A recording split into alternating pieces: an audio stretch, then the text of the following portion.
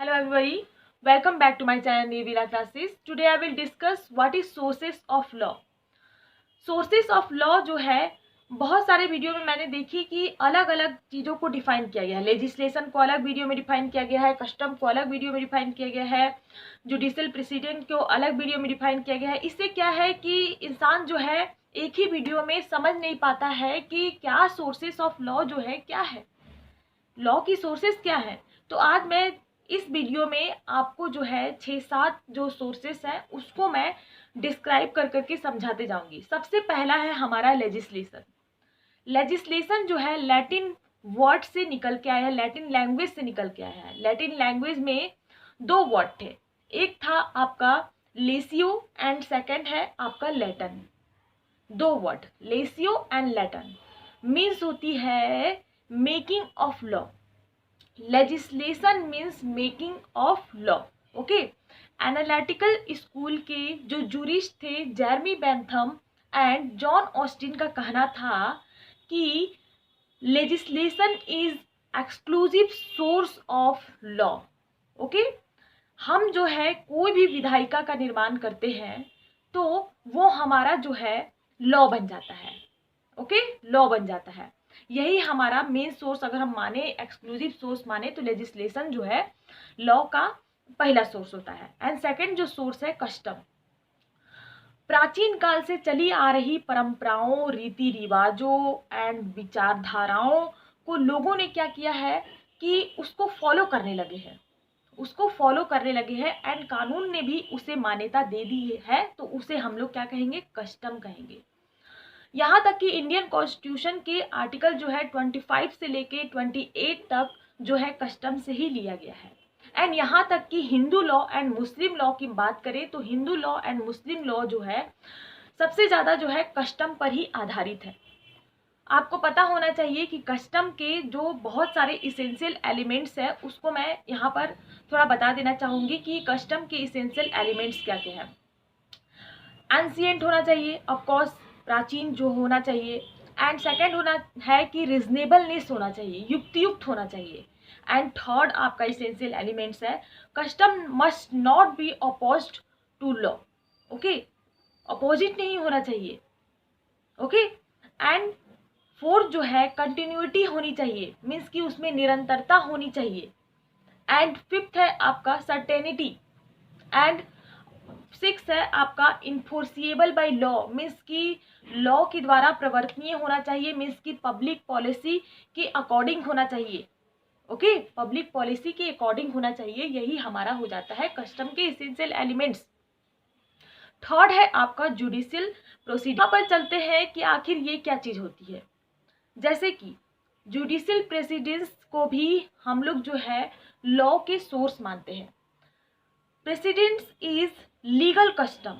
Okay, जिसके अंतर्गत जो लोअर कोर्ट है, क्या है, लोअर कोर्ट है, वो क्या करती है कि अपने से ऊपर यानी high court and supreme court के जो भी जुरिस्डिक्शन, जो भी जस्टिस है उसको फॉलो करती है, फॉलो करती है। यहाँ तक कि इंडियन कॉन्स्टिट्यूशन के आर्टिकल 141 में कहा गया है कि लोअर कोर्ट जो है अपने से बड़े यानी कि high court and supreme court के जो भी जस्टिफिकेशन होगा उसको जो है फॉलो करेगी या क्षेत्राधिकार के अंतर्गत आता है, यानी सभी क्षेत्रों पर उसका वर्डिक्ट जो है बाइंडिंग होगा, बाध्यकारी होगा। ओके, यही आपका हो जाता है जुडिशियल प्रेसिडेंस। अब यहाँ पर कह सकते हैं कि जैसे कि doctrine of state decisis. Okay, ये आपका एक बार पीसीएस जे के एग्जाम में पूछा गया था कि डॉक्ट्रिन ऑफ स्टेट डिसाइसिस क्या होते हैं। ये जो है पूर्व निर्णय का सिद्धांत इसे कहा जाता है। इसे जो है हम लोग जुडिशियल प्रेसिडेंट्स भी कह सकते हैं। ओके, कि जो कोई भी जो निर्णय दे दिया जाता है उसको क्या करते हैं कि जो अपर कोर्ट होते हैं या लोअर कोर्ट होते हैं उसको फॉलो करते हैं। ओके, यही आपका हो जाता है स्टेयर डिसाइसिस। ओके, थर्ड आपने सोर्स को समझ लिया, जुडिशियल प्रेसिडेंस। अब हम लोग चलते हैं, फोर्थ हमारा हो जाता है इक्विटी। इक्विटी भी जो है लॉ का सोर्स माना जाता है। जस्टिस करने के लिए इक्विटी जो है बहुत जरूरी होता है। जस्टिस करने के लिए इक्विटी बहुत ज़रूरी होता है। एंड जो टॉमस एक्विनास, ये हमारे जूरिस्ट थे, टॉमस एक्विनास ने कहा है कि जैसे कि एक एग्जाम्पल लेते हैं, टॉमस एक्विनास का ही एग्जाम्पल है, उन्होंने दिया था कि जैसे कि एक जस्टिस में कहा गया था कि इस दरवाजे को जो है रात में हमेशा के लिए बंद रखा जाएगा। ओके, रात में हमेशा बंद रखा जाएगा, जस्टिस दिया गया। लेकिन क्या होता है कि एक दिन कुछ लोग जो है गांव वालों को दौड़ा दौड़ा के सोच रहे थे कि मैं इसे मारूं पीटूं।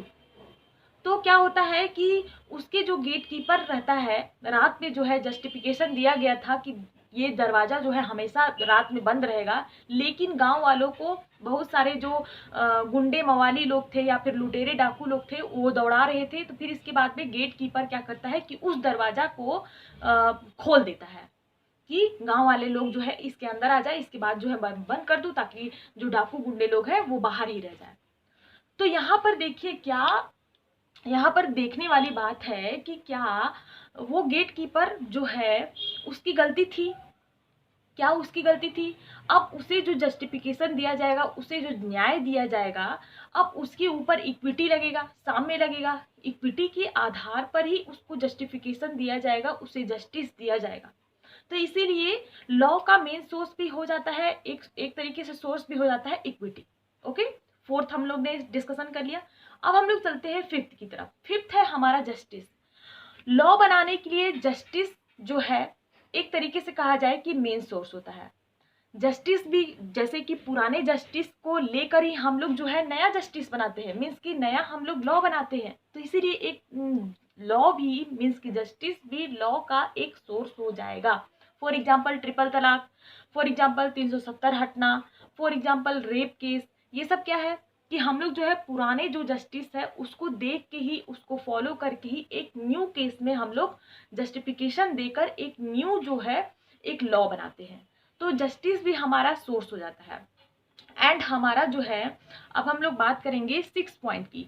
6 हमारा क्या है? ट्रीटीज एंड अदर आपका एग्रीमेंट्स। आपको पता है ट्रीटीज क्या होती है? दो देशों के बीच में, दो देशों जैसे भारत जो है अमेरिका के साथ में समझौता कर लेता है कि हम लोग जो है अपने यहाँ की जो अभी कोरोना की वैक्सीन आई है, तो हम लोग जो है एक देश से दूसरे देश में अपना जो कोरोना का वैक्सीन है साझा करेंगे, मीन्स कि एक दूसरे को इम्पोर्ट एंड एक्सपोर्ट करेंगे।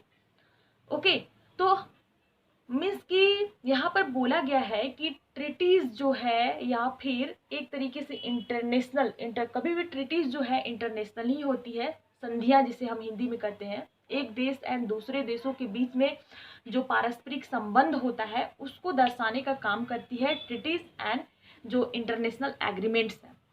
यहाँ पर देखिए एक केस है आपका Vishakha versus state of Rajasthan 1997 6 supreme court case 141 के केस में बताया गया है कि कामकाजी महिलाओं के उत्पीड़न को रोकने के लिए लेजिस्लेशन बनाया गया।